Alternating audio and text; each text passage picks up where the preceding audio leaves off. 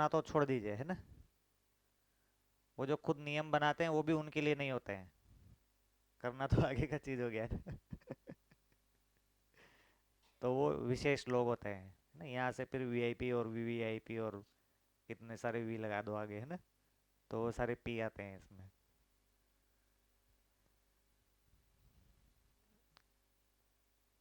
तो सबसे बड़ी बात क्या हो गई कि व्यवस्था और इकाई साथ साथ होंगे कि इकाई के बाहर व्यवस्था होगी, है ना। यहाँ पर इकाई और व्यवस्था अलग अलग हो गए ना। तो ये जो करने वाले हैं ये तो व्यवस्था है, ठीक है। लेकिन ये सब इकाइयाँ नहीं है, इनको इकाइयों का दर्जा नहीं है बेचारों को, है ना। पता नहीं ये इकाइयाँ है कि नहीं है, ठीक है ना। और ये इकाइयाँ है, इकाई तो ये है, लेकिन ये जो इकाई है ये व्यवस्था नहीं है, ठीक है ना। तो जो इकाई है वो व्यवस्था नहीं है, और जो व्यवस्था है उसमें जो इकाइयाँ हैं उनका पता नहीं है ना। वो इकाइयाँ नहीं है, वो मानव इकाइयाँ नहीं है वो। तो इकाई और व्यवस्था अलग अलग हो गई ना। तो सबसे बड़ी बात, इकाई ही व्यवस्था है, ठीक है। जैसे मैं मानव इकाई हूँ और फिर मैं बहुत सारी चीज़ों से मिलके बना हूँ। शरीर के एक एक परमाणु हो गया और उसमें एक परमाणु जड़ जीवन परमाणु भी हो गया, तो ये सारा परमाणु मिलके मैं एक व्यवस्था हूँ। तो सारी इकाइयाँ मिलके व्यवस्था होगा ना। तो ऐसा तो नहीं होगा मैं इकाई हूँ और व्यवस्था कहीं बाहर है, ठीक है। ऐसे परिवार भी सारी इकाइयों से मिलके बना हुआ है, तो परिवार भी एक इकाई बन गया। तो ये परिवार इकाई भी अपने आप में व्यवस्था है। तो सबसे बड़ी बात शासन में ये रहता है कि व्यवस्था कहीं और होती है और इकाई कहीं और होती है, ठीक है। दोनों में दूरी आ जाता है।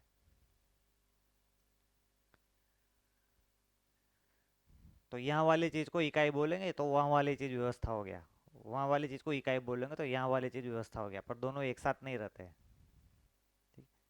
जैसे पूरे देश की जो व्यवस्था है वो दिल्ली में है ना? ऐसे रहता है ना।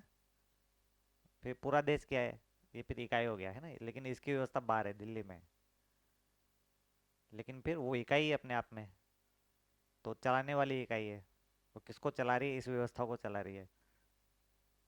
तो फिर इसको व्यवस्था बोलेंगे, उसको इकाई बोलेंगे, लेकिन दोनों एक साथ नहीं होगा। तो गुजरात का कैपिटल गुजरात की व्यवस्था है ना, फिर देश का कैपिटल देश की व्यवस्था है, ऐसे रहता है ना।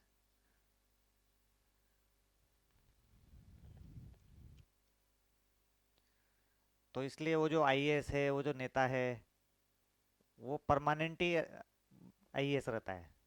अब वो कुर्सी पे बैठा है तब आईएएस रहेगा कि 24 घंटे आईएएस है वो।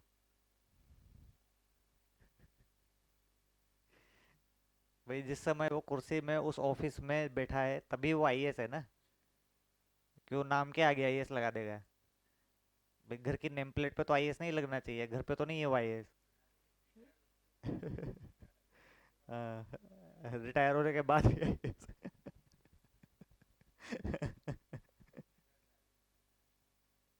कितना बड़ा भ्रम है ना।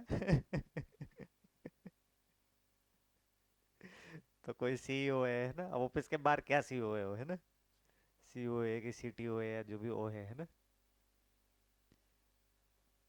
ठीक है। तो ये बहुत बड़ी समस्या है लोगों के साथ में, इकाई और व्यवस्था एक साथ नहीं है।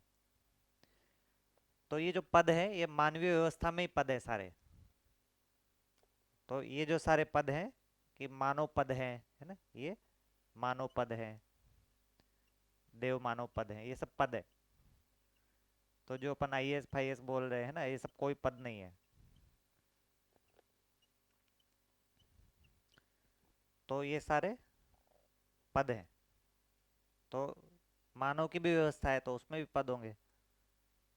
इसी में फिर ये जो मानव पद वगैरह बन जाएगा, तो इसमें देखें तो जैसे एक गुरु का पद है, तो गुरु के पद में ये लोग बैठे हुए हैं, है ना। या कोई व्यवस्थापक है, जो व्यवस्था और प्रजा बोल रहे थे ना अपन, व्यवस्था संबंध। तो गुरु शिष्य संबंध में ये एक पद है, फिर ये एक पद है, एक संबंधी हो गया, एक संबंधी हो गया। फिर बाकी जो बोलेंगे तो उसमें और भी आ जाएंगे। जैसे पति पत्नी एक पद है, ठीक है ना, माता पिता एक पद है, तो बाकी सारे पद यहाँ पर आ जाएंगे, है ना। भाई बहन होना भी एक पद है, ठीक है, साथी सहयोगी होना भी पद है। तो सारे के सारे संबंध अपने आप में पद ही हैं, ठीक है। मित्र मित्र भी ये सब पद है। तो ये जो सारे पद हैं ये अस्तित्व की व्यवस्था में पद है। अस्तित्व सहज मानवीय व्यवस्था है, उसमें पद है। अस्तित्व की व्यवस्था में तो तीन ही पद है, मानव पद, देव मानव पद, दिव्य मानव पद। फिर इस अस्तित्व की व्यवस्था के तहत जो मानवीय व्यवस्था है उसमें फिर यही तीन पद आगे जाके सात संबंध वाले जो पद है उसमें बदल जा रहे हैं। तो इस तरह से इनडायरेक्टली ये भी अस्तित्व वाले पद है ना। तो जो माता पिता होना वो अस्तित्व की तरफ से एक पद है, जैसे गुरु होना अस्तित्व की तरफ से एक पद है, जो देव मानव वाले पद के थ्रू मिलता है। तो ये नेचुरल पद हो गए ना ये सब। अब जो हम बोल रहे हैं आईएएस, अब वो आईएएस कोई अस्तित्व वाला कोई पद नहीं है वो, है ना। वो तो हमने कुछ क्रिएट कर दिया है। हाँ, उसमें भी भ्रमित मानव का बनाए हुए। तो एक तो मानव के बनाए हुए और अस्तित्व के बनाए हुए पद हैं, और एक भ्रमित मानव के बनाए हुए पद है। पीएम ए सी एम ये सब भ्रमित मानव के बनाए हुए पद है ना।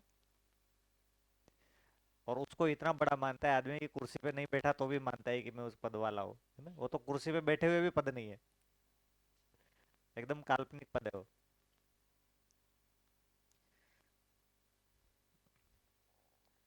ठीक है ना। तो अस्तित्व की व्यवस्था में भी पद है, आदमी उसको पहचान ही नहीं रहा।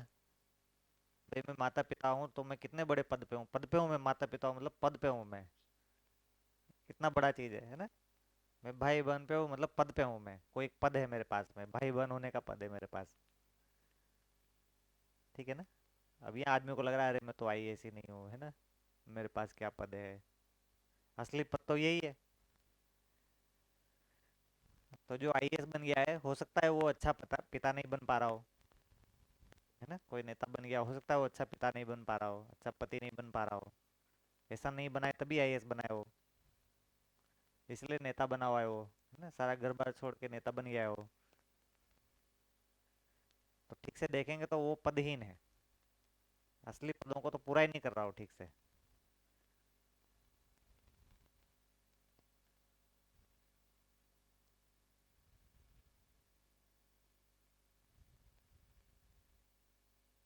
इसलिए बोल रहे हैं पद का भंग होना तय है ना। रूबल पद्दन यश में बोल रहे हैं ना, पद का भंग होना तय है ना, मान का भंग होना तय है। क्यों? क्योंकि वो तो ऐसा काल्पनिक है ना, तो भंग होना तो तय है ही उसका। हाँ, हाँ, उपजाए हुए पद का भंग होना तय है। तो ये बात हो रही है इसमें। भैया जैसे आपने लास्ट सेशन में बताया था सिद्धांत, हम्म, सिद्धांत पता नहीं होता है और जो करते रहते हैं हम्म। बच्चों भी पढ़ने में जो पढ़ते हाँ, रहते हाँ। हैं लेकिन सिद्धांत नहीं पता है, वैसे भी हमारे साथ भी सब मानव के साथ सब में ऐसा है। हम्म, वो जो मूल सिद्धांत जो है हम्म, अस्तित्व का हम्म, वो पता नहीं है।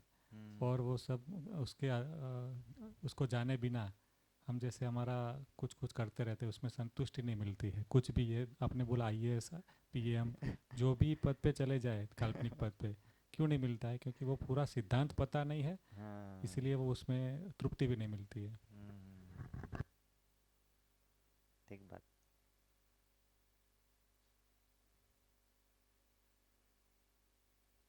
और जीवन विद्या में जैसे हम अ, परिचय शिविर करते हैं, फिर उसके बाद लोग जुड़ते हैं, लेकिन जो ये पूरा पिक्चर जब तक नहीं पता चलता ना तब हम्म, तक वो आता ही नहीं अपने अंदर जो जीने का निष्ठा या फिर वो ज़्यादा हम्म, तीव्रता। हम्म, जो ये पूरा पिक्चर रखने के लिए अध्ययन बिंदु शिविर बाबा जी ने जो बोला एक पूरा ये ध्यान देना, परिचय शिविर में ही उन्होंने बताया कि ये पूरा देना है। तो ये हम्म, उसका वो पूरा सिद्धांत जो बोलते हैं पूरा पिक्चर क्लियर होगा तो वो जीने के लिए वो या फिर समझने के लिए वो थोड़ा तीव्रता लगाएगा। हम्म, लेकिन अभी की हालत में तो परिचय शिविर में भी लाना हो या फिर उसको एंटरटेनमेंट करके ही परिचय शिविर करना पड़ता है, क्योंकि बाबा जी ने जो परिचय शिविर का डिज़ाइन दिया था वो तो ये पुस्तक है, ये पूरा पॉइंट चला जाना चाहिए। लेकिन ये हाँ। तो लगभग समझो ना, ये पूरा जो पिक्चर इतनी बार हम भी इतने 3 साल से लगे हैं, तो भी पूरा पिक्चर तो हमारे साथ सामने भी क्लियर नहीं हुआ है। तो ऐसी शिविर कुछ ऐसी मेरे दृष्टि से ऐसी आयोजन होनी चाहिए। फिर एक बार जैसे 2-3 साल से लगे हैं या फिर 2 साल से लगे हैं, तो पूरा सिद्धांत है तो एक बार कोर वाला सिद्धांत एकदम स्पष्टता से रख देते हैं ना, तो फिर निष्ठा अपने आप हाँ बनती वो है। तो है ही। वैसा कुछ होना चाहिए। समझ जैसे जैसे बढ़ती है निष्ठा तो बढ़ती है, एकदम नेचुरल फ्लो है वो तो।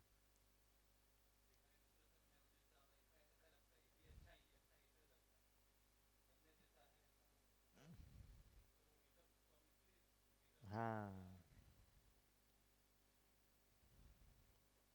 इतनी बड़ी जो चीज़ है ना उसको पहचान नहीं पाते हैं। हम्म। ये इतनी बड़ी चीज़ हमको जो परिचय शिविर के माध्यम से मिली है, उसको पहचान नहीं पाते हैं कि कितनी बड़ी चीज़ है। हम्म। ये क्या क्या ज्ञान है, या फिर उसको विकल्प के तौर पे स्वीकृति भी अभी अभी समझो कई लोग ऐसे हैं जो विकल्प के तौर पे स्वीकृत नहीं कर पाते, मिक्सअप करके चला रहे। तो फिर इतना साल से लगे हैं, तो मुझको लगता है 20 में जैसे परिचय शिविर है, अब 2-3 साल में कोई भी पास हुआ उनके लिए वो एक अच्छी तरीके से उनको पूरा बर्ड व्यू एक बार स्पष्ट देना चाहिए थोड़े टाइम में, तो फिर वो उसको पुश मिलेगा आगे जाने का, नहीं तो फिर वो अटक जाएगा।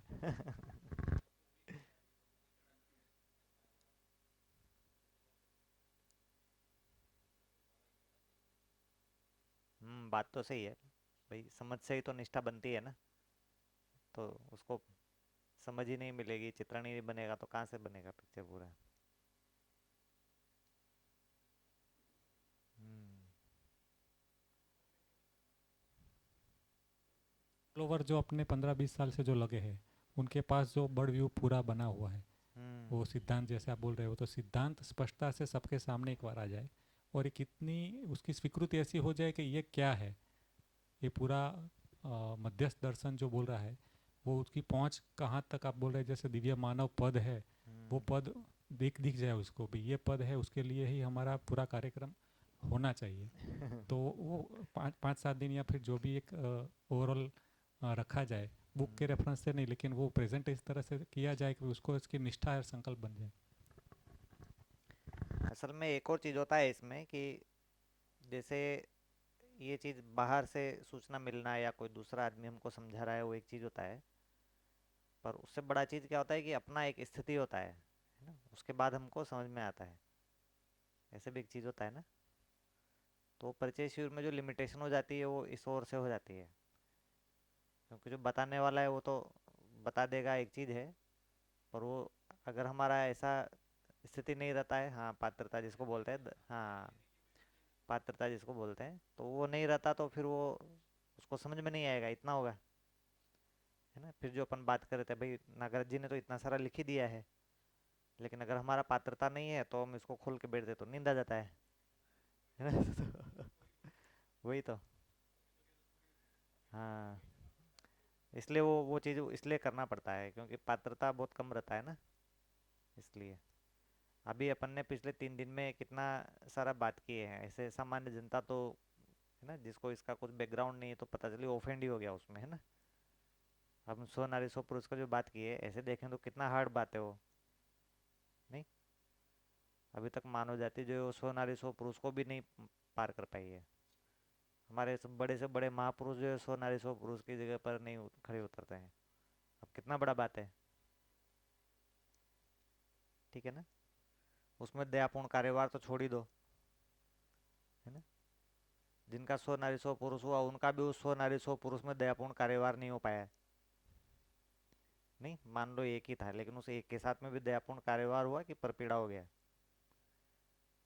तो कितना चीज है ना, मानवीय आचरण को अगर अपन फिक्स करने जाते हैं तो पूरी परंपरा ही खाली दिखाई देती है, मानव परंपरा। तो इतना गहराई से स्वीकारने के लिए लोगों का स्थिति नहीं बना रहता है। ठीक है ना। क्योंकि इसको पचाने के लिए जितना जैसे चीजें कितनी सारी हो गई है ना। सिद्धांत भी देखेंगे तो कितने सारे सिद्धांत हो गए, बहुत सारे सिद्धांत है ना। ऐसे मूल में एक सिद्धांत है, अस्तित्व सह अस्तित्व है, ठीक है ना। ये मान लो दो हैं कि अस्तित्व सह अस्तित्व है और फिर मैं जीवन हूँ, है ना। और फिर तीसरा मानवीय आचरण है, तीन सिद्धांत हो गए। लेकिन जब उसको फिर डिटेलिंग करने जाते हैं, यानी कि जब ज्ञान को विवेक और विज्ञान में लेके जाते हैं, तो फिर उसमें थोड़े बहुत तो आ ही जाते हैं, मान लो 50-60 आ जाते हैं, है ना। लेकिन इस 50-60 सिद्धांतों को भी आपस में जोड़ने के लिए फिर जीवन का एक थोड़ा केंद्रीकरण लगेगा ना उसमें। एक चित्रण और विश्लेषण और तुलन को ठीक से हमको बैठाना होगा। अब इतना चित्रण विश्लेषण तुलन जो है लोगों का लग नहीं पाता है इसको सारे को समझने में। इसको अगर श्रवण क्रिया भी बोलेंगे अध्ययन की, तो श्रवण के लिए भी इतना चित्रण विश्लेषण लगना चाहिए, तुलन। तो बैठ नहीं पाता है। क्यों नहीं बैठ पाता है? क्योंकि शांति नहीं है। जब तक एक लेवल की शांति के साथ में इसको पढ़ेंगे नहीं, तब तक इतना विश्लेषण नहीं हो पाता आदमी से। क्योंकि विश्लेषण के लिए होल्ड करना होता है ना। अब आदमी होल्ड ही नहीं कर पाता है, इधर उधर भागता रहता है। अंदर जीवन इधर उधर भाग रहा है, इधर उधर भाग रहा है, तो होल्ड ही नहीं कर पाएगा इसको। तो आदमी क्या है, बहुत सारा जो परपीड़ा में लगा हुआ है ना। सुविधा संग्रह में, परपीड़ा में, असामाजिक आचरण में बहुत सारा लगा हुआ है। तो अंदर से जीवन शांत नहीं रहता। बाहर ऐसे आचरण में लगा हुआ है आदमी, तो अंदर से जीवन शांत नहीं रहता है। अंदर से शांत नहीं रहेगा तो इतना विश्लेषण नहीं चल पाएगा उसका, ठीक है ना। तो ये फिर पात्रता में कमी हो जाता है। इसलिए इसको पढ़ने के लिए, इसको समझने के लिए एक लेवल का मानवीय आचरण तो चाहिए ही, है ना। एक लेवल की मानवीय व्यवस्था तो चाहिए ही, ठीक है ना।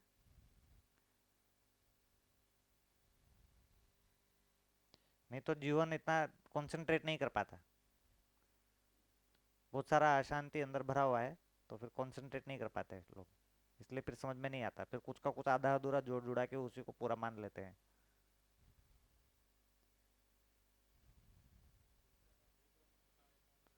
हाँ, अंतर्नियोजन नहीं होता ना, तो कंसंट्रेट नहीं होता।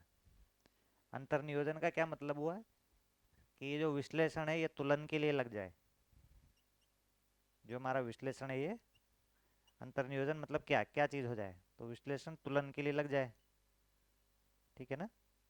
जो चयन है वो आस्वादन के लिए समर्पित हो जाए। तो इतना ही है, जो चित्रण जो है वो साक्षात्कार के लिए समर्पित हो जाए। हाँ, प्रत्यावर्तन। तो अंतर्नियोजन इतना ही है। अभी ये विश्लेषण जो है वो बाहर के लिए चला जाता है, चयन बाहर के लिए चला जाता है ना, चित्रण बाहर के लिए चला जाता है। तो ये हो गया बहिर्गमन। और ये तीनों क्रियाएं इनके लिए लग रही है, तो ये हो गया अंतर्नियोजन, ठीक है। इसको थोड़ा डिटेल करो न, चयन आस्वादन के लिए हो जाए, इसको कैसे?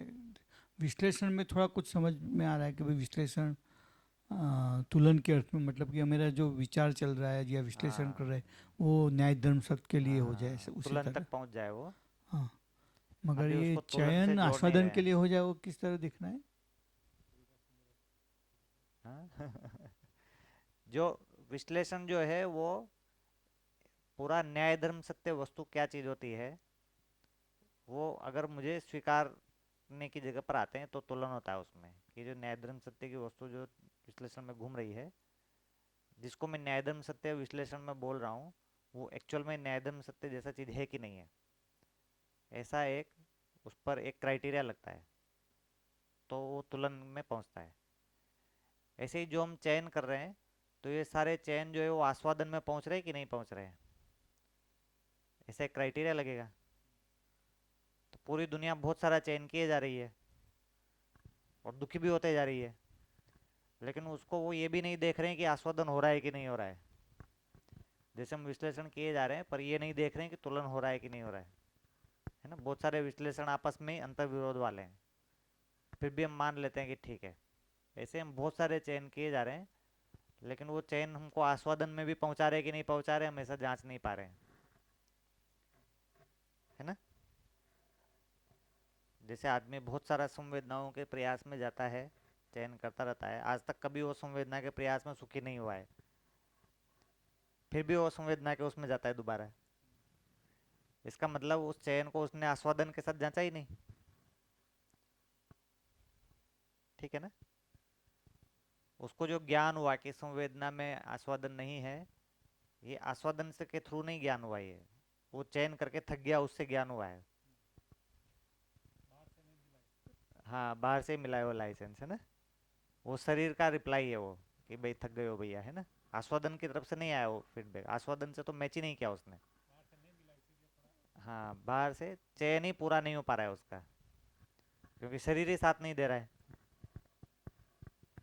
तो जितना भी जो संवेदनाओं वाला रहता है उसमें आस्वादन का बहुत विशेष रोल नहीं रहता उसमें, क्योंकि शरीर साथ नहीं देता, उसी को वो बुरा मान लेता है ना।